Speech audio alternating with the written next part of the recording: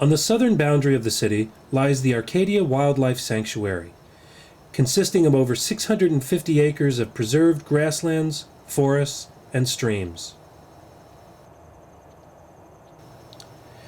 Massachusetts Audubon manages the preserve, known for its grassland habitat for birds, like bobolink, hawks, eagles, as well as birds passing through to the Arctic Preserve.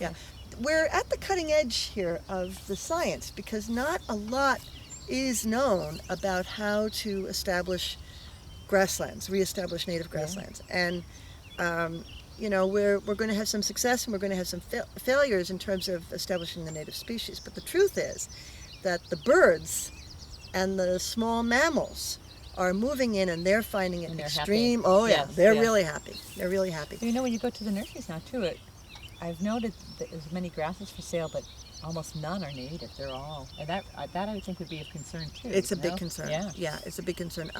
My husband calls non-native invasive species non-native invasive beauties because they are lovely to look at. Yeah, sure. They may or may not have habitat value, but the impact of their reproductive Their spread is awful. Yeah. So we don't know. Especially grasses. Yeah, especially grasses. Yeah, there's a couple that Mass Audubon is keeping its eye on right now. Yeah.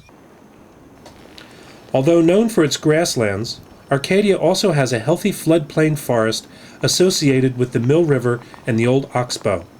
As its name implies, the forest floods at high water.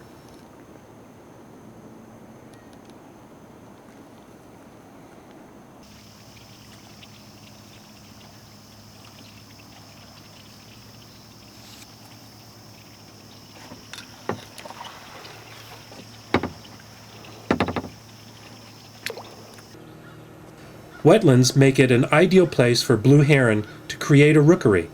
At last count, there were over 26 nesting pairs.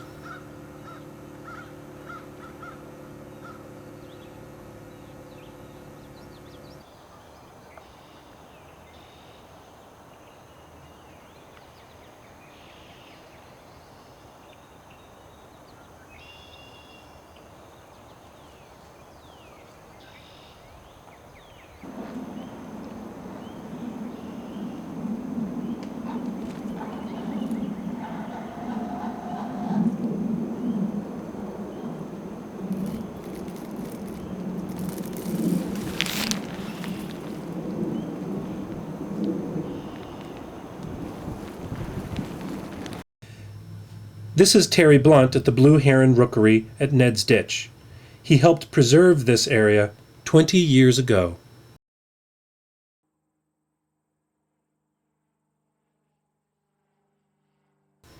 The combination of forest and grasslands creates an edge habitat where small rodents and birds thrive. This in turn draws larger carnivores such as coyote, bobcat, and fisher.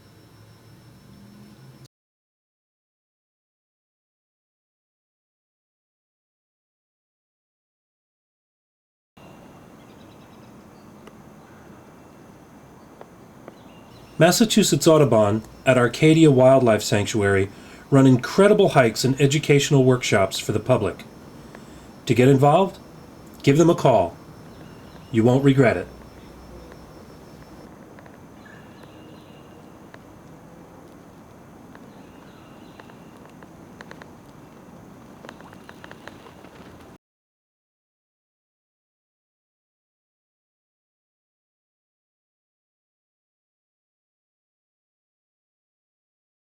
Being part of the extreme eastern edge of the Berkshire Range, the bedrock is at or near the surface, creating rocky shallow soils, steep cliffs, streams, and of course, vernal pools. The Sawmill Hills Conservation Area, consisting of about 380 acres, is well known for its summit swamps and highly productive vernal pools, both large and small. Basins with bedrock bottoms trap fall and spring runoff, making breeding pools for mole salamanders and fairy shrimp.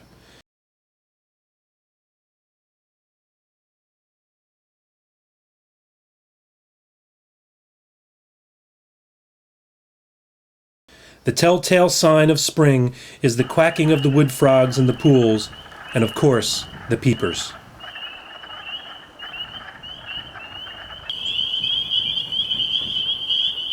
Spring can be very boisterous in the Sawmill Hills.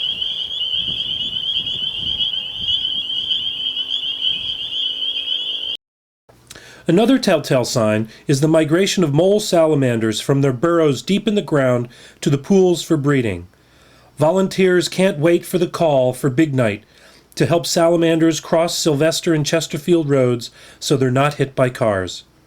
The first rainy night in spring, with temperatures above 41 degrees, brings out the Sallies and their friends.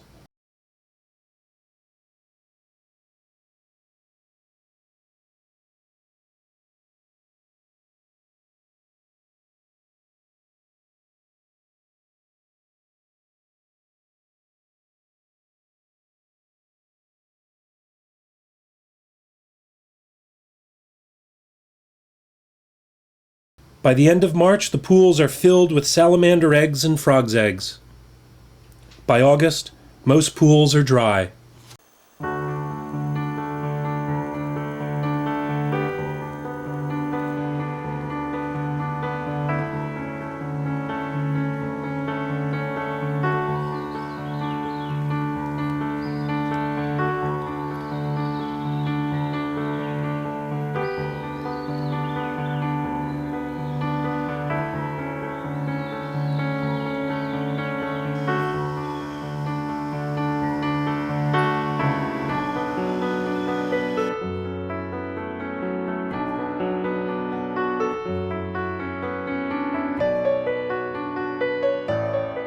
With the expansive forest, the Sawmill Hills is also home to a host of larger animals, including porcupine, turkey, coyote, fisher, and bobcat.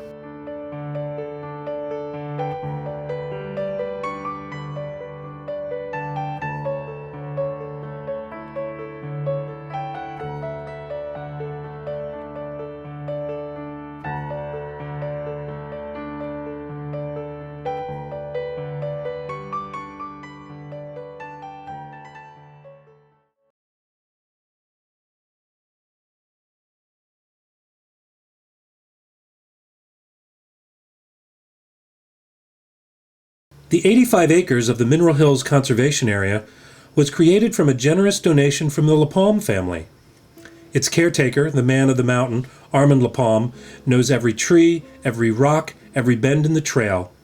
His wise stewardship has made this forest home to many different kinds of animals. How big is the acreage here?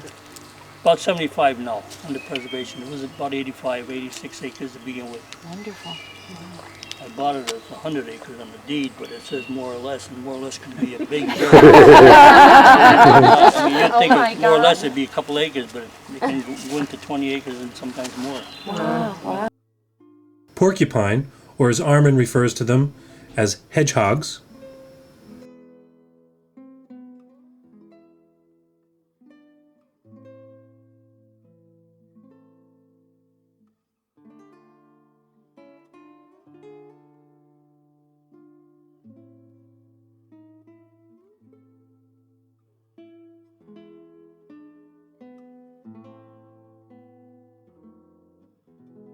coyote,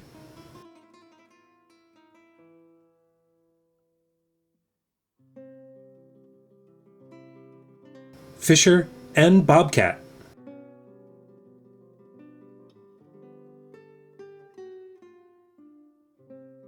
And even river otter.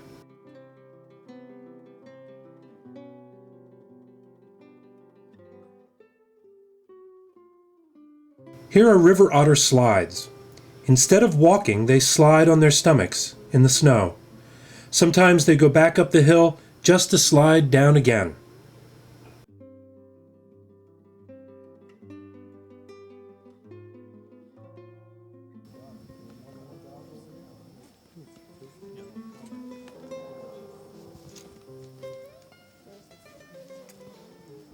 The Friends of the Sawmill and Mineral Hills is a group of citizens committed to preserving and expanding the conservation areas. They sponsor educational workshops, hikes, and maintain the trails and trail maps.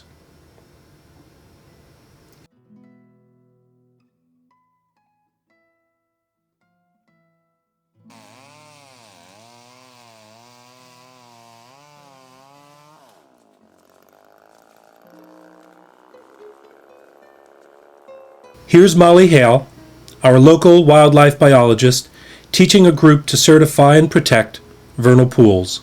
Notice, look at the fairy shrimp, and some of them you'll notice have a, you can tell the males from the females, and the females are carrying an egg sac. It's like a little round, that's a female right there. It's carrying a little round ball towards the front of its tail, like near the back of, behind where its legs are, where the tail starts. See if you can find some that have a little round sac that they're carrying. Those are females. What are all those other little crazy? No, is that little because they little have guys? baby? Those are mosquito larvae. Oh, yummy. Oh, those things? The ones that are Squash the it. things that are twitching around like that. Okay, yeah, okay. Those are mosquito larvae. Well, do you mind if I Parents are eating us right now. Here. Recently, they dedicated a trail to the late Carl Davies, a forester who cut one of the trails and was an inspiring naturalist.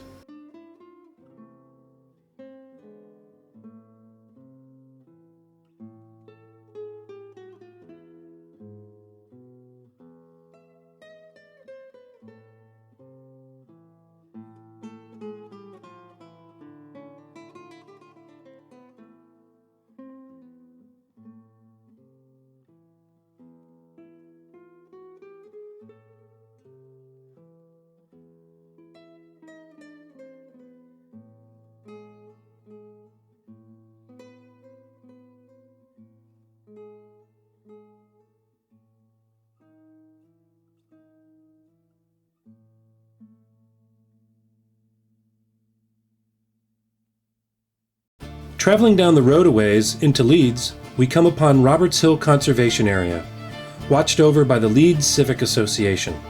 The 104 acres in this conservation area is probably best known for its stunning views to the north.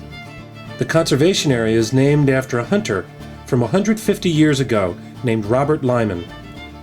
Laurie Sanders writes in her Rediscovering Northampton, "During Lyman's lifetime, the hills in western Northampton were still covered with virgin forests, massive oaks and chestnuts, towering sugar maples and hickories. Timber wolves and mountain lions still roamed the woods, and the ancient footpaths of the Nonotucks threaded through the surrounding countryside. The timber wolves and mountain lions are gone, but the area still teems with life.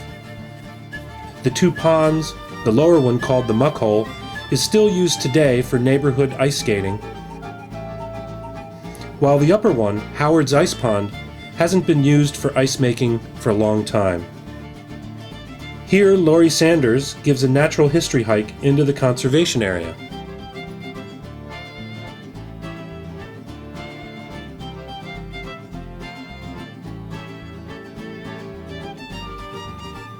What isn't widely known is that Roberts Hill is a migration route for a significant number of spring birds traveling to parts north. Tanagers, towhees, and of course warblers of all kinds. Take a listen.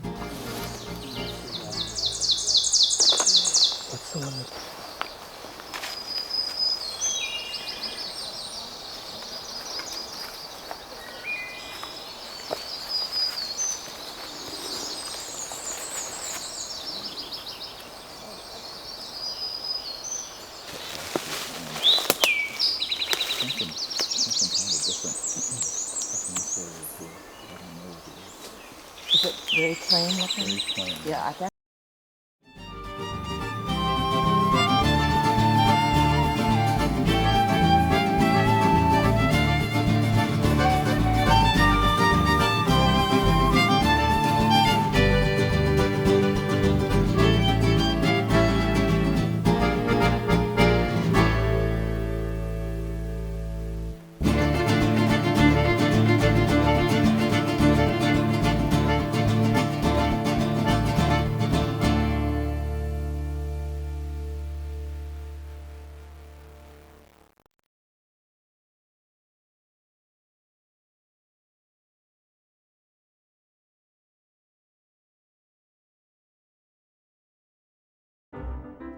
And then there is Fitzgerald Lake Conservation Area, located in the northeastern part of the city in Florence.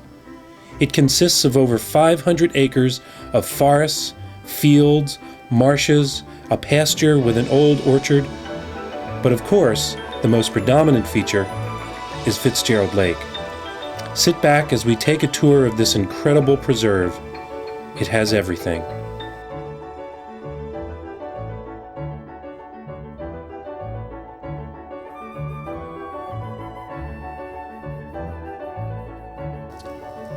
Although there are a number of access points, the most often used entrance is off of North Farms Road.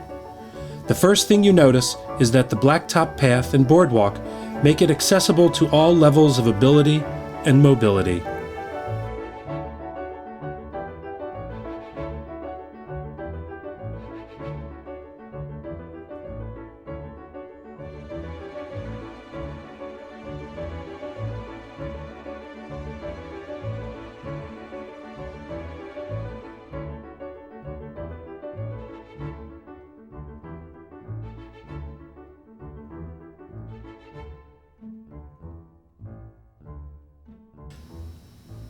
The lake itself teems with frogs and fish, ducks, red-winged blackbirds, beaver, otter, and of course lilies.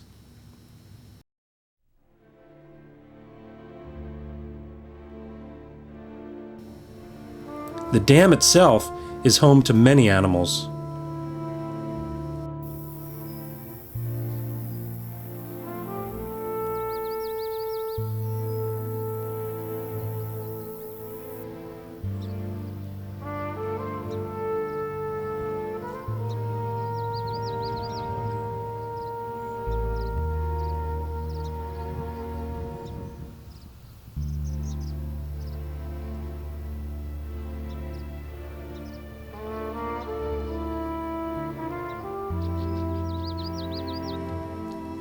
Right beyond the dam is a marsh with a wildlife blind to help you view animals without disturbing them.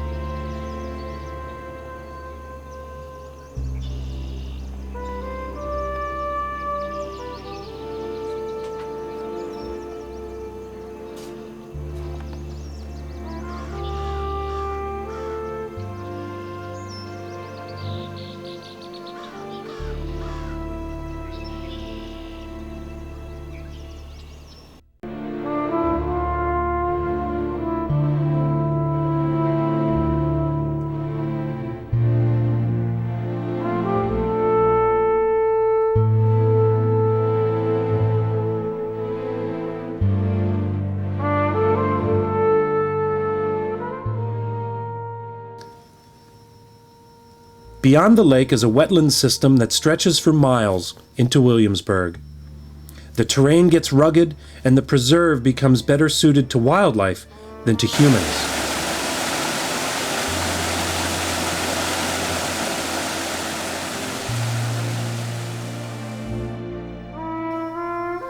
This makes it an ideal place for animals to raise their young and for migrating waterfowl to touch down during the day.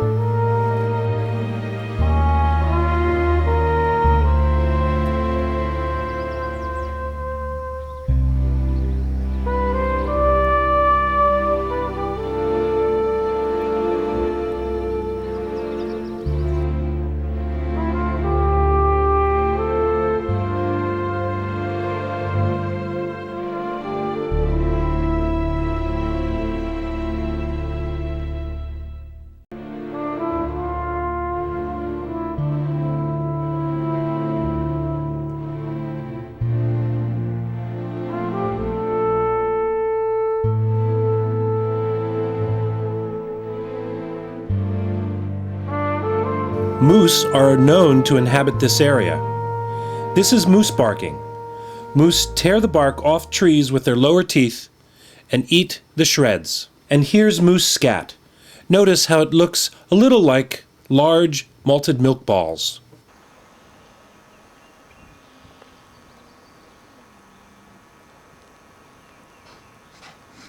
Laurie Sanders said it best in her Rediscovering Northampton.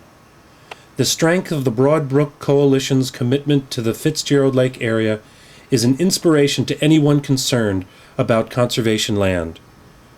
The good people of BBC manages the area for wildlife, public recreation, and education, while working to expand and protect the preserved habitat.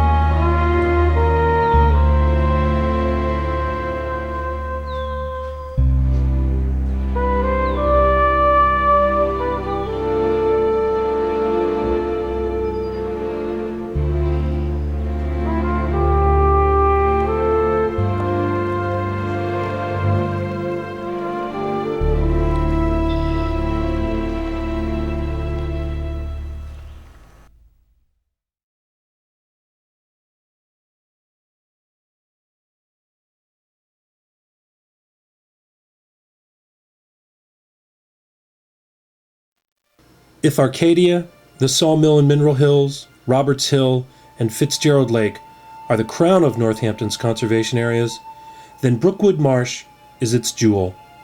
Flanked by Florence Road, Burt's Pit Road, and a very important swath of forest, this ancient bog has survived many incursions from Mother Nature and humankind. The glacial lake, called Lake Hitchcock, reached from Vermont to Londonderry, Connecticut. When this drained, the clay bottom in this small basin trapped water. Laurie Sanders estimates that the present-day bog may have begun possibly 12,400 years ago. In the early 1800s, it survived Gaius Burt mining peat moss. Burt's Pit Road is named after him and the bog. Later, farmers also tried to drain it to make this into usable pasture. But most recently, residential development has crowded its shores.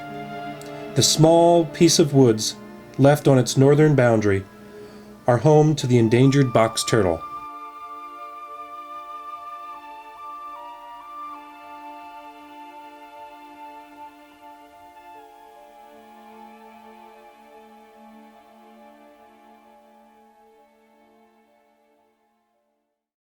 One of the rarest habitats in Massachusetts, this bog has a floating peat mat, home to endangered spotted turtles, wild cranberries, insectivorous sundews, tree frogs, and an orchid known as the rose begonia.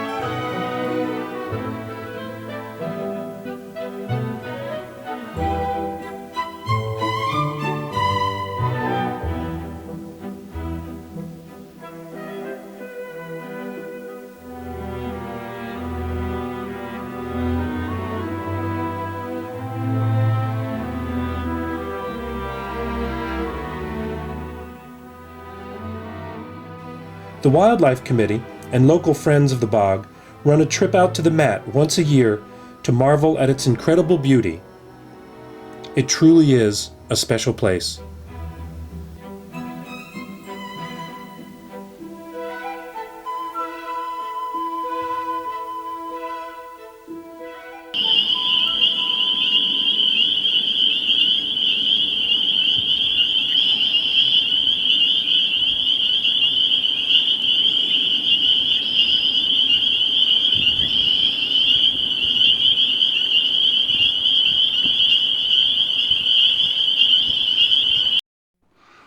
Okay, this one's for Gabby.